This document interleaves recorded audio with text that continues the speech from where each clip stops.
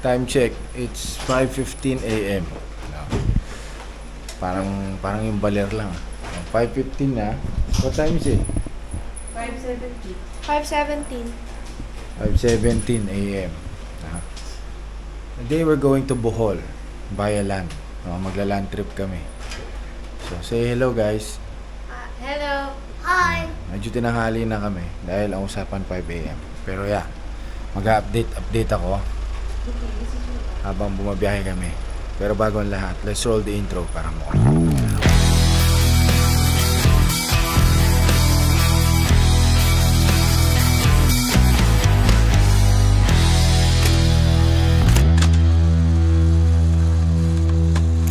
So, nandito kami sa Resorts World, pero ito yung SLEX. Wala pang kagalaw-galaw, no? Puro truck. Haba, oh. As in, walang galawan. Okay, nasa Skyway kami, no? At wala pa rin tigil ang ulan, no? Pero as of this moment, maluwag dito sa Skyway. Tulog pa rin mga bata, no? Si Mrs. pa rin ang kasama natin, of course. May ibang Mrs.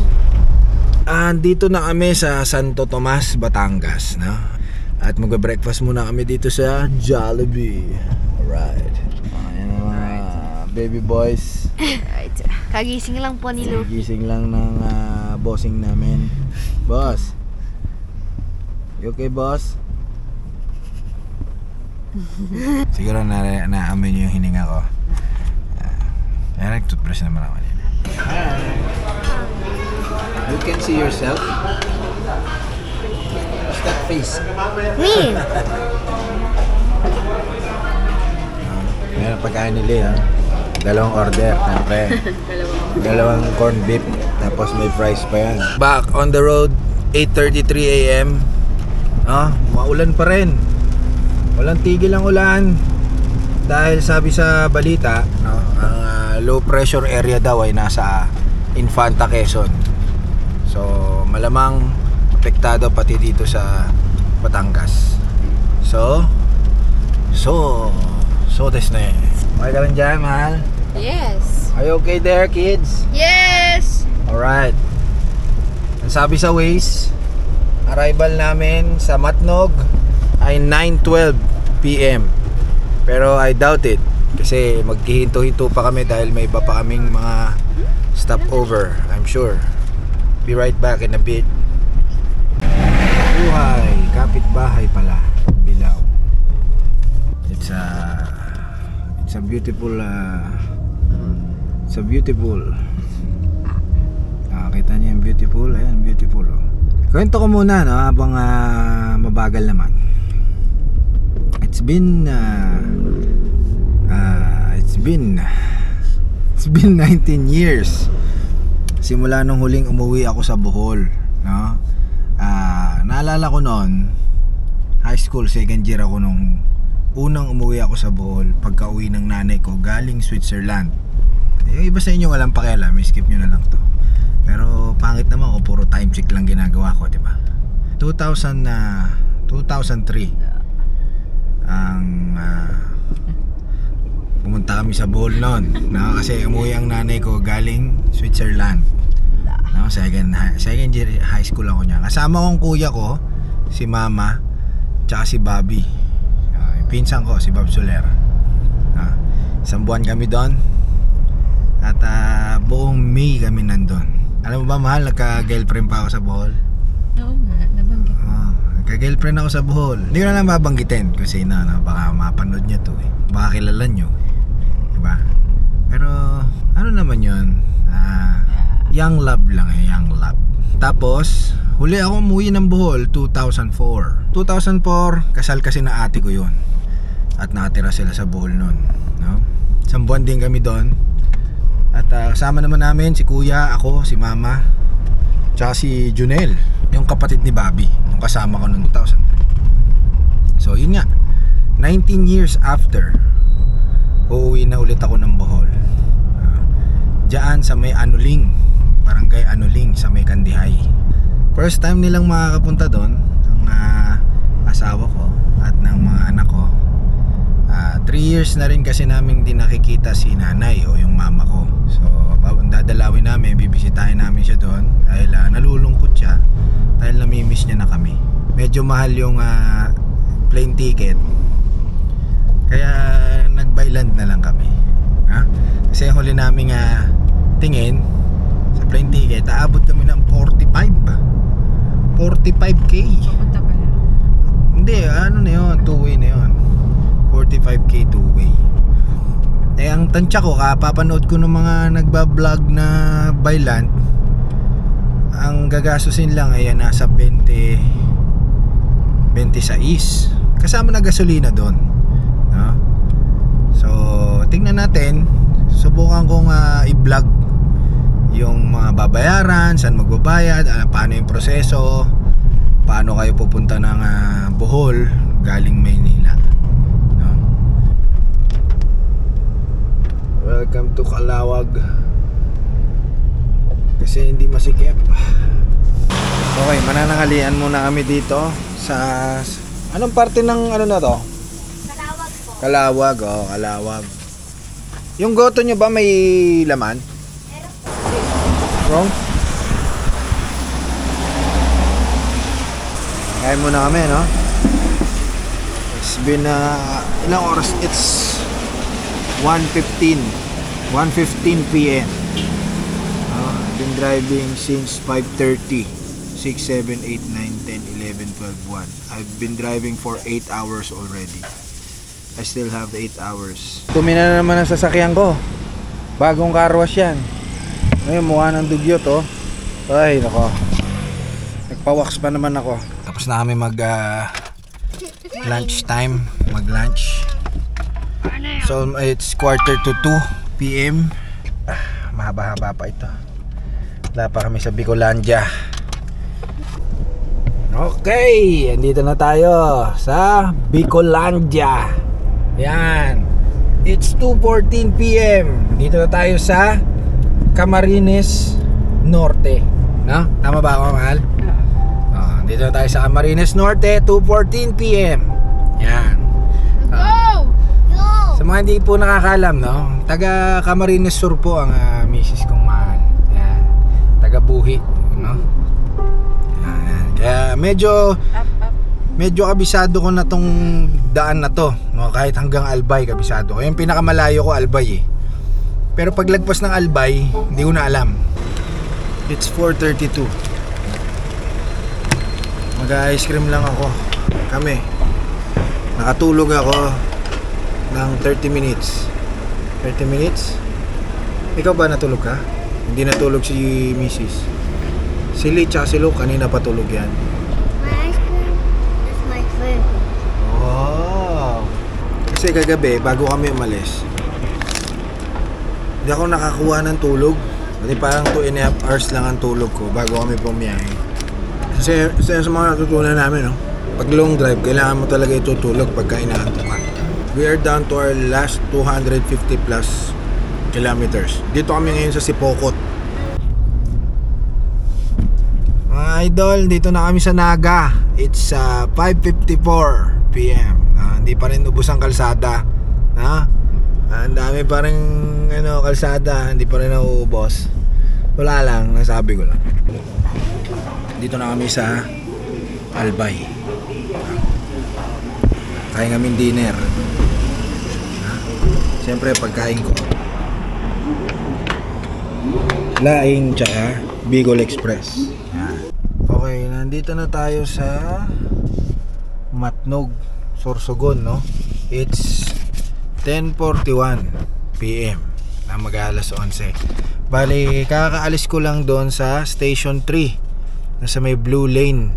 Yung unang-una mong hihintuan para magpa-register ka na tatawid ka ng Visayas, no? Nagpresent lang ako ng Xerox o photocopy ng ORCR at saka ng lisensya. So mahalaga, no, na magpa-photocopy na kayo para less hassle. Tapos binigyan ako ng form na ganito. Yan. So registration form yan, anong oras ako dumating, mga information lang na kailangan fill upan. Wala pa akong binayaran dito at binigyan ako dito ng queuing number daw to. Kubo lang siya along the road. No, kubo lang siya. Pagtapos doon ay pinapalipat naman ako sa station 1 daw. So ganun din daw ang setup. Mga 3 to 4 kilometers. I'm not sure kung 24 hours sila, no, pero yeah. Gandang gabi po. Dito po ba ito? Station 1? Ito po. Montenegro sir available. So Montenegro daw ang available. 1 AM aalis. Eh di laban. Good evening. Ito po.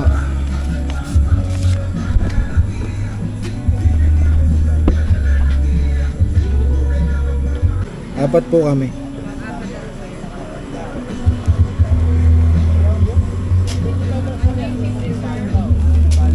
$193. 1,950. Yan na po lahat yan, ma'am.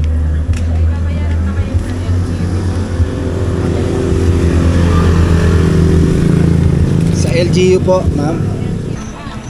Naman ay LGU. Magkano po? 85. 85.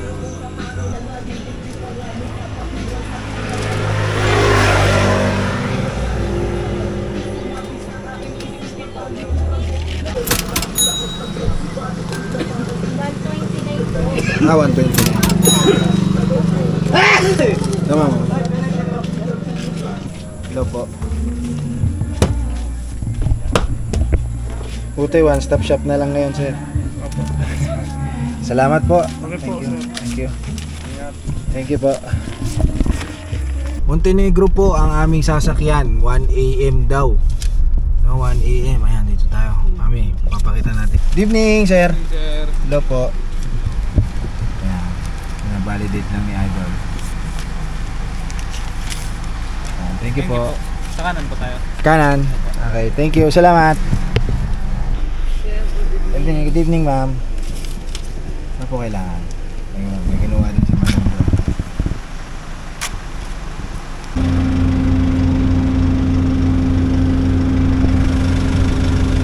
So ayan, no, nakapila na kami. Doon na kami sa port. O, diba? Yan ang aming sasakyan. Yan. Maliit na yan.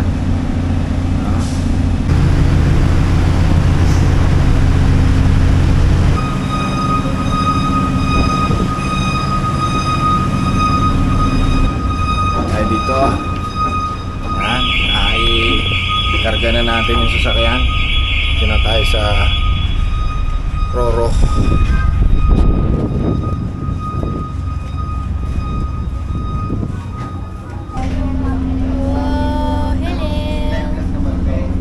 Hi guys. Uy, meeting si Uchi ah.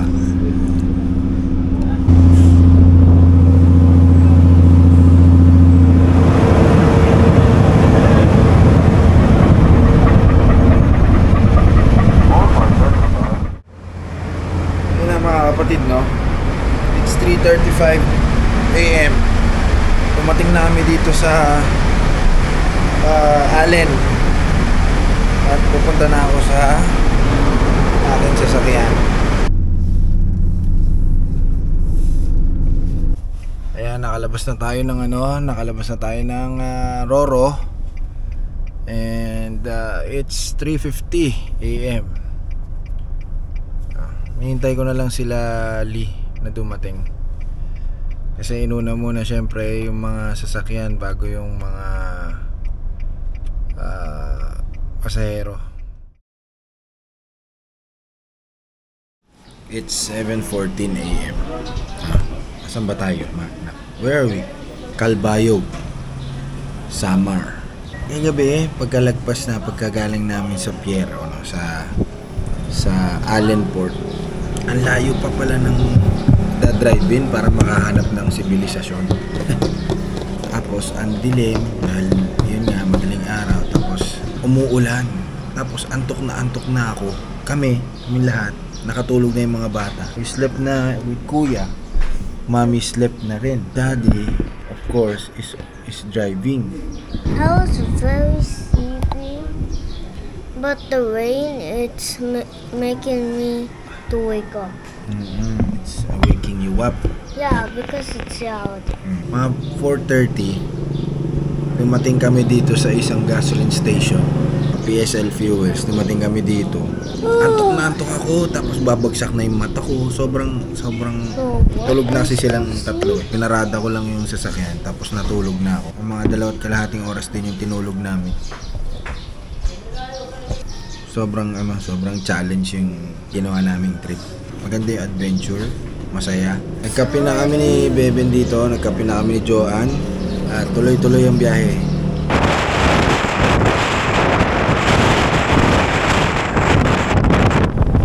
Pagas na tayo, no? Pagas na ako dito sa Petron.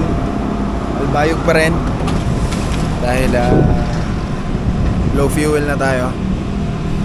Nung umalis ako sa Maynila, sa Cainta, full tank ako nun. Kasagad pa. Capacity nitong Terra na to is 70 liters yata. 1/4 pa naman yung natira. Pero kailangan ko ng pagasan kasi para iwas abala mamaya. So yan, no? Medyo malabo lang yung nandoon sa pump, no? Pero ang pinagas ko this time is 3,560. 65 liters pala, 65 liters. So 65 liters yung nagastos ko mula Cainta hanggang dito. Ayan, si Kuya. Yes, sir. Thank you, Kuya. Kuya, thank you, ah. Thank you, sir. Salamat.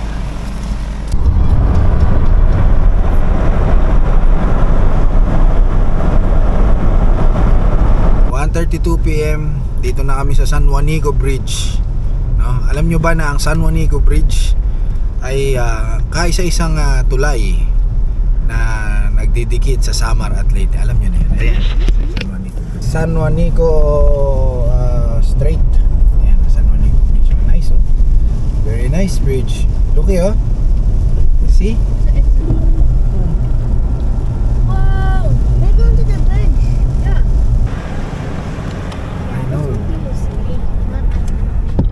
Ano dapat? Malayo pa, no? We have 3 more hours papuntang Bato, Leyte. Para dun sa ano, saan? Yan, para kami makasakay ulit ng barko. Sabi sa online, no? Pero hindi ko sure, ha, kung totoo ba yon. 8 PM ang last na biyahe nila pa Ubay, Bohol. Pero sana may mas maaga pa doon.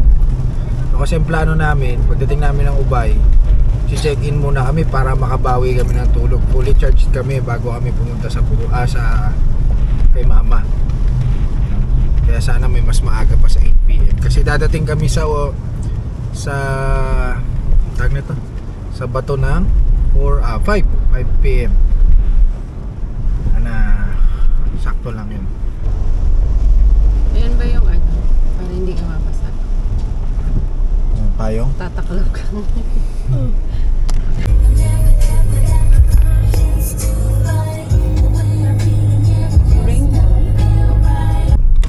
dyan na tayo.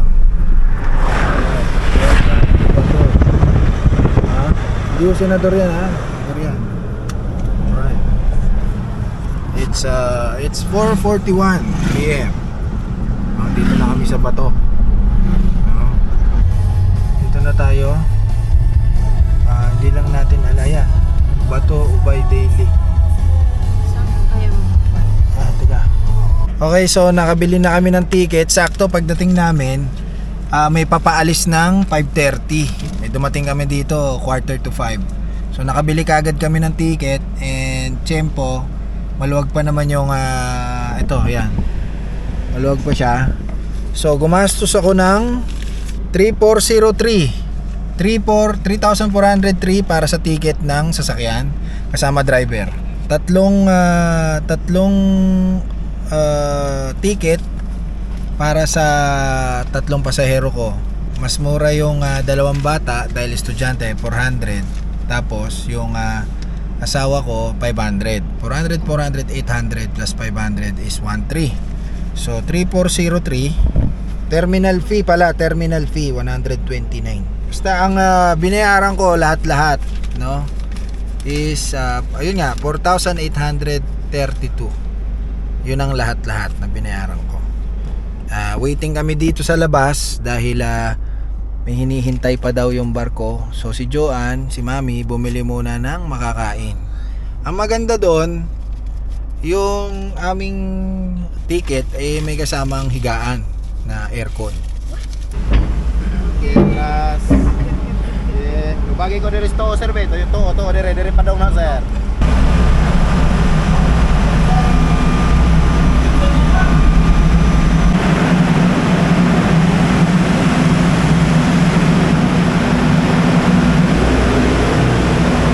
Yan may kasamang kwarto ay may kasamang higaan. Ayos na.